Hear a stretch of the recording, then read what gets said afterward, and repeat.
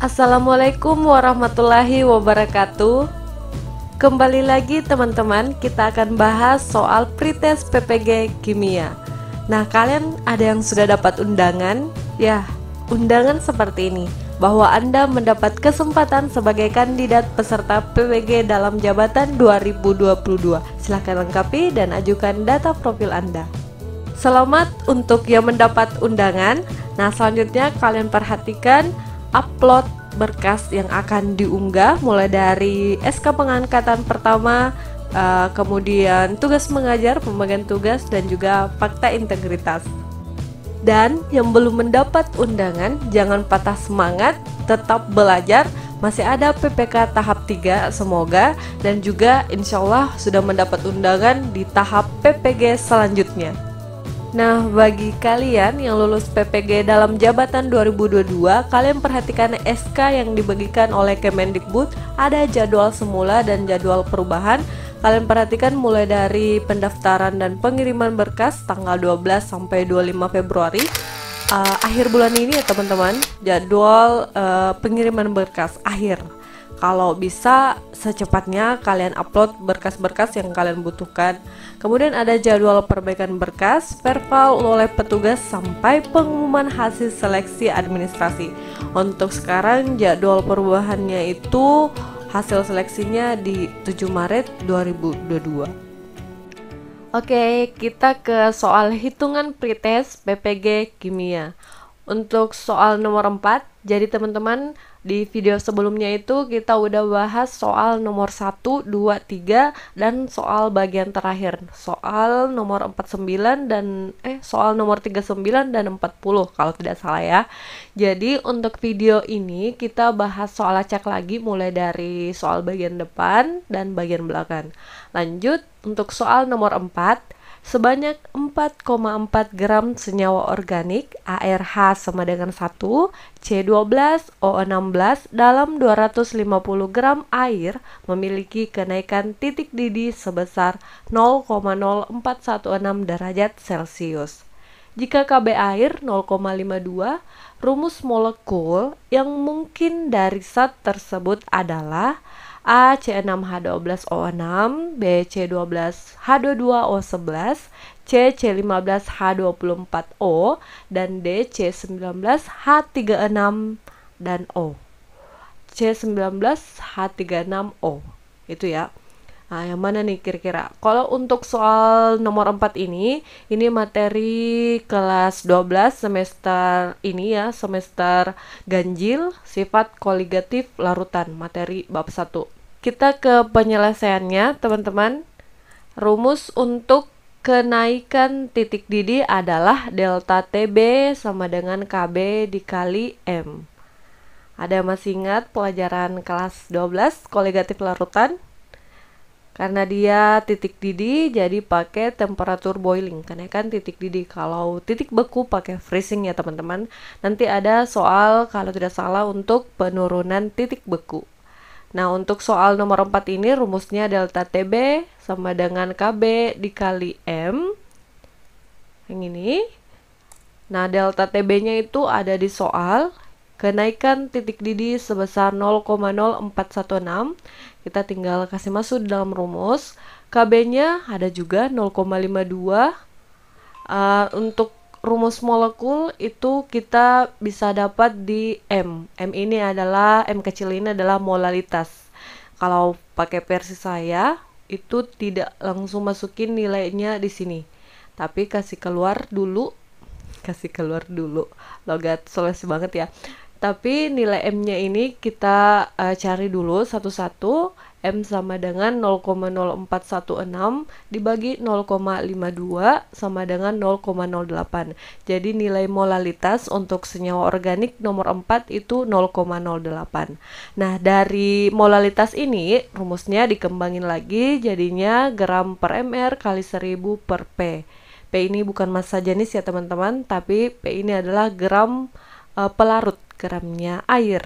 Mana nih gramnya air? Ini 250 gram. Oke, lanjut. Gram M-nya 0,08. Kita kasih masuk di rumus. gramnya itu 4,4 kali 1000. Ini nih yang ditanyakan teman-teman dari sini, MR-nya dikali 250. 250 ini adalah gram air. Ini ya, 250 adalah gram air, gram pelarut. Kalau seperti ini, 1000 bagi 250 itu kan 4, supaya memudahkan kita ya teman-teman. Jangan lupa untuk PPG yang ikut seleksi, yang lulus administrasi untuk pretestnya dan dapat undangan, maksud saya, kalian juga belajarnya pakai manual ya teman-teman. Untuk soal latihan perhitungan seperti ini kalian pakai manual. Jadi catat soalnya, kalian catat soal nomor 4 yang kalian dapat atau nomor lain yang kalian dapat, referensi lain, kemudian coba kerja dan latihan manual ya, seperti ini. Kemudian lanjut 0,08 mr, 0,08 mr, 4,4 dibagi 4 itu hasilnya 17,6. MR sama dengan 17,6 bagi 0,08, hasilnya adalah MR-nya 220. Nah, ini baru MR-nya teman-teman. Di soalnya itu rumus molekul yang mungkin dari zat tersebut adalah, nah cara cepatnya adalah kita uji satu-satu. Bukan cara cepat sih, karena tidak ada rumus empiris di soal. Tidak ada RE-nya ya. Kan biasanya untuk menentukan rumus molekulnya itu ada rumus empiris di soalnya. Sedangkan di soal nomor 4 itu tidak ada rumus empirisnya. Tidak ada CH2O atau CH4O kayak gitu teman-teman. Jadi kita berpatokan dari nilai MR 220. Kita uji satu-satu ya. Untuk di soal nomor 4 di opsi A-nya, bagian A, C6H12O. Oke, saya tuliskan dulu ya. Oke, C6H12O6. C ini AR-nya 12 ya teman-teman. Jadi kita kali 12 kali 6. Untuk bagian A itu MR-nya adalah 180. Untuk C6H12O6. Jadi yang kita cari teman-teman MR-nya 220. Jadi untuk bagian A salah ya, karena yang didapat MR-nya itu 180. Sedangkan yang kemungkinan untuk rumus molekul nomor 4 yang memiliki MR 220. Kita uji untuk opsi bagian B.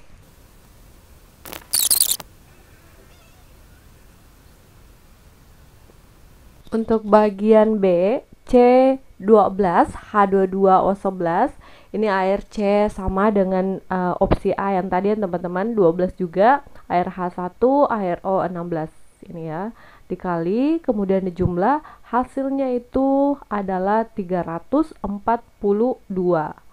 Jadi yang bagian B itu bukan juga ya teman-teman, salah juga nih yang bagian B, karena yang benar itu harus memiliki MR sebanyak 220.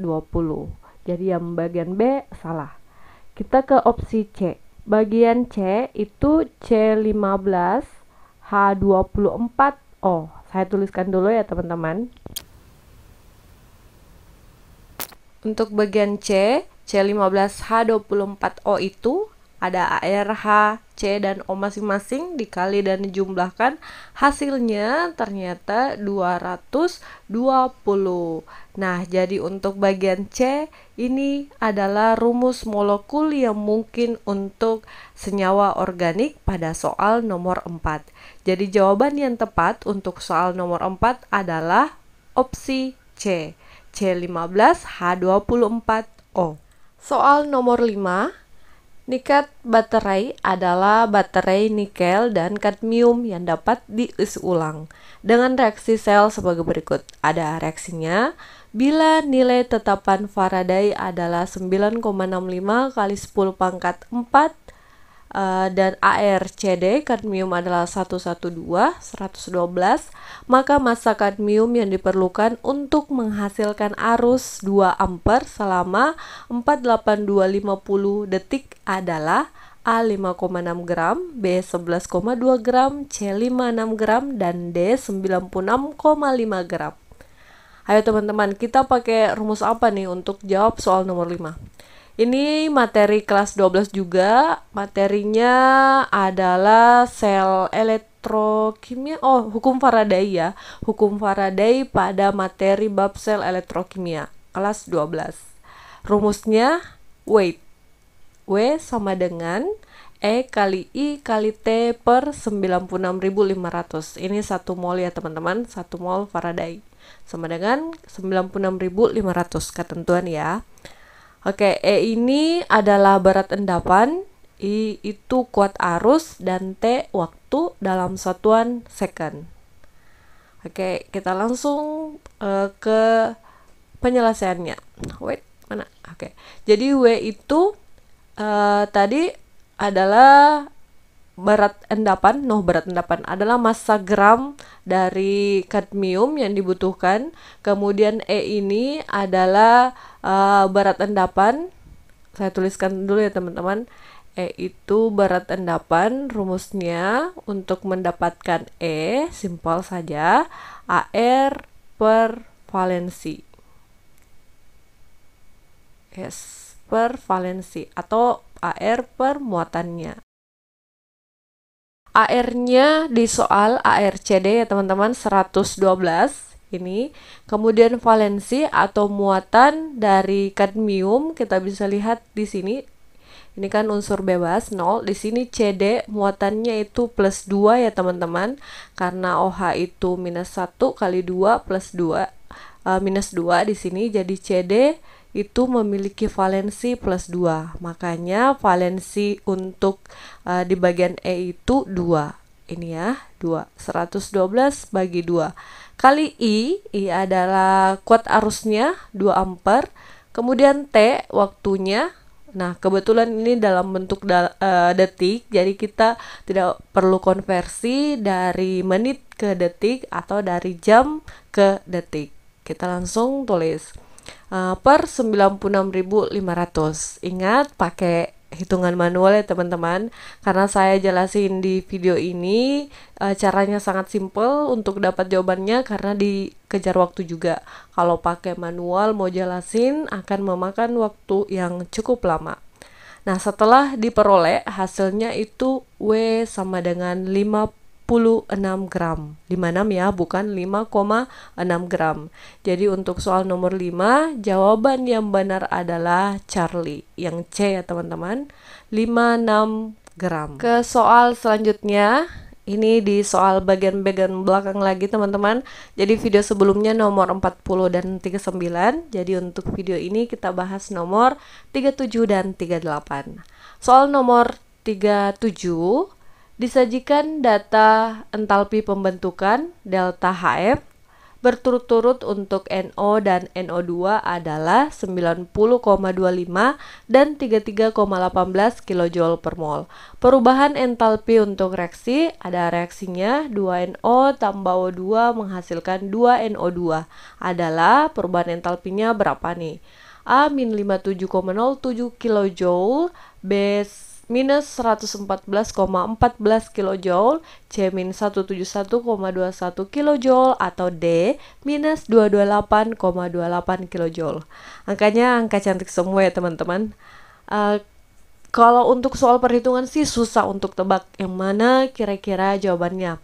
Nah, untuk penyelesaian soal nomor 37, the king-nya adalah ini teman-teman, kuncinya entalpi pembentukan. Oh iya, soal nomor 37 ini masuk di materi kelas 11 kalau tidak salah ya. Koreksi kalau salah.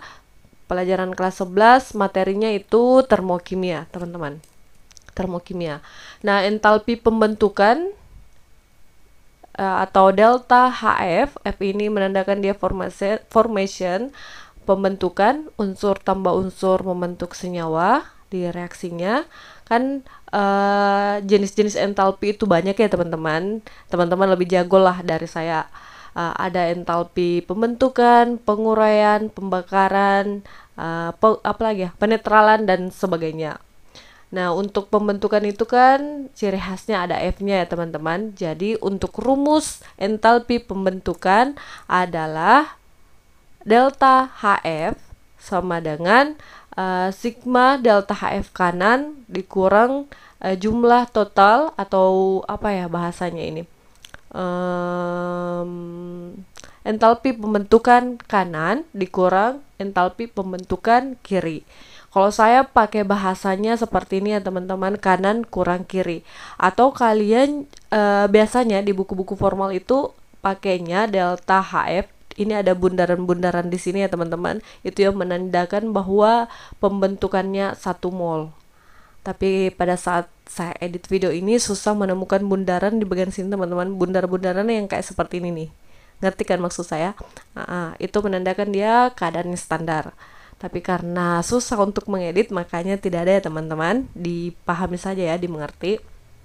Oke, untuk delta HF sama dengan entalpi pembentukan produk dikurang entalpi pembentukan reaktan. Tapi saya pakai bahasanya yang bisa tersimpan di memori jangka panjang. Jadi makanya saya pakai kanan kurang kiri. Kenapa kanan? Ini kan ada kata kunci an. Jadi pakai an dulu ya, baru apalagi namanya entalpi pembentukan kanan dulu baru kiri. Kenapa saya pakai kanan dan kiri? Karena di termokimia itu ada untuk soal seperti ini teman, delta H pembentukan memiliki rumus yang agak mirip dengan saya lupa materinya, tapi di subbab termokimia juga yang kiri kurang kanan. Itu kayaknya energi ikatan teman-teman. Jadi di soal energi ikatan itu rumusnya itu kiri kurang kanan ikatan atau reaktan dikurang produk. Nah, biasa nih saya kebalik-balik, kalau saya pribadi biasa kebalik-balik antara entalpi pembentukan, rumus entalpi pembentukan delta HF dan rumus energi ikatan antara produk kurang reaktan, reaktan kurang produk. Makanya saya pakai kata kunci kalau untuk entalpi pembentukan ada an-annya. Ini ada an-annya, makanya kanan dulu dikurang kiri. Kalau untuk energi ikatan itu sama-sama di bagian subbab termokimia loh teman-teman. Jadi harus benar-benar dipahami. Untuk energi ikatan kiri kurang kanan. Seperti itu ya teman-teman. Jadi kalau kalian pakai rumus delta HF sama dengan entalpi jumlah total pembentukan produk dikurang reaktan itu sama ya teman-teman. Kita lanjut ke penyelesaiannya. Ini reaksinya 2NO tambah O2 menghasilkan 2NO2.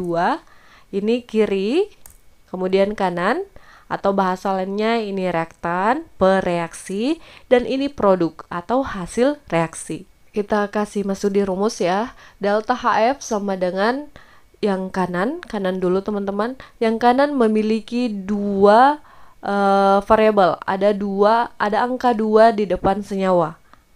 Ini ya, 2. Jadi kita tulis juga 2. Kemudian nilai entalpi pembentukan untuk NO2 ada di soal, berturut-turut NO dan NO2. Ini untuk NO2 33,18 dikurang entalpi pembentukan kiri 2NO. Makanya di sini juga 2 ya teman-teman. Jadi kalau misalnya di sini 3, ya di sini juga 3. Di sini 5, di sini juga 5. Nah, karena kebetulan ini 2, makanya kita tulisnya 2. Terus nilai entalpi pembentukan NO ada di soal 90,25. Ditambah O2. O2 ini entalpi pembentukannya 0 kan, teman-teman? Nah, kalian lebih tahu lah dari saya. Jadi 0 itu bisa kita tidak tulis ya untuk di bagian O2 oksigennya. Setelah dijumlahkan hasilnya 2 kali 33,18, kalian manualkan ya, ini belajar manual pada saat menulis soal dan jawabannya, latihan. hasilnya itu 66,36 dikurang 2 kali 90,25 adalah 180,5. Dilihat dari sini hasilnya pasti minus ya. Nah, setelah dikurang itu hasilnya menjadi minus 114,14 kilojoule. Jadi jawaban untuk soal nomor 37 adalah yang bagian B. Bravo. Lanjut ke soal nomor 38. Barium klorida atau BaCl2 MR-nya 208 sebanyak 52 gram dalam 250 gram air memiliki penurunan titik beku 5,2 kali dari larutan yang mengandung 15 gram urea CONH2 2 kali MR-nya 60 dalam 500 gram air. Jika KF air 1,86, maka derajat ionisasi barium klorida dalam air dalam campuran itu adalah A 0,2, B 0,4, C 0,6, atau D 0,8. Seperti yang saya bilang di bagian awal video tadi, ada soal kenaikan titik didih. Jadi pada bagian akhir soal pretest PPG kimia itu ada soal koligatif larutan juga. Cuman ini bagiannya adalah penurunan titik beku. Oke, untuk penyelesaian, rumus dari titik beku delta TF sama dengan KF dikali M dikali I jika elektrolit. Elektrolit ya teman-teman. Ciri khas dari elektrolit, dia termasuk asam, basa, ataupun garam. BaCl2 ini asam, basa, atau garam? Ayo, asam, basa, atau garam? Garam ya. Dia campuran dari BaOH2, oke, barium hidroksida, basa kuat, dan HCl. Oke, dia garam. Makanya di rumus untuk penurunan titik beku kita pakai I. I ini adalah faktor Van Hoff, teman-teman. Ya, untuk larutan elektrolit. Kemudian di larutan kedua ada urea CONH2 2 kali. Ini non elektrolit. Makanya kita di rumusnya tidak pakai I. Yang dicari untuk soal nomor 38 adalah alfanya teman-teman, derajat ionisasinya. Nah, derajat ionisasi itu bisa kita dapat di I. Oke, kita lanjut dulu di bagian penyelesaiannya. Delta TF ini penurunan titik bekunya 5,2 kali dari larutan urea. Jadi BaCl2-nya 5,2 per 1 ya. Itu perbandingannya teman-teman. Kemudian ada KF-nya 1,86 karena sama antara BaCl2 dan CONH2 2 kali. Makanya saya matikan atau bernilai 1. Tidak saya tulis di bagian penyelesaiannya. Kalau kalian tulis pun juga tidak masalah. Tapi kalau kita mau menghitung manual, kita minimalisir angka-angka yang bisa kita matikan, bisa kita coret-coret teman-teman, supaya nanti perhitungannya tidak terlalu banyak begitu. Oke, lanjut di M. Masih ingat kan M? M ini molalitas, M kecil. Rumusnya yang tadi ada gram per mr kali 1000 per P. Gramnya untuk BaCl dulu, BaCl2 ya teman-teman. BaCl2 gramnya itu 52 gram. MR-nya ada 208 kali 1000 per P. Kali 1000, P-nya 250. Ini ya. 4. 1000 bagi 250 adalah 4 dikali I. Ngerti kan penjelasan saya? Jadi gramnya per MR-nya dikali 1000 per 250. Nah, 1000 per 250 itu hasilnya 4 dikali 1. Per untuk M atau molalitas urea, gram urea itu 15 gram, oke. MR-nya 60 gram, kemudian kali 1000 per P. P itu gram urea 500, 1000 bagi 500 2 ya teman-teman. Oke, saya langsung tuliskan seperti ini. Lanjut, 5,2 ini setelah dikali 52 bagi 208 kali 4 hasilnya 1 dikali I. 15 bagi 60 dikali 2 hasilnya 0,5.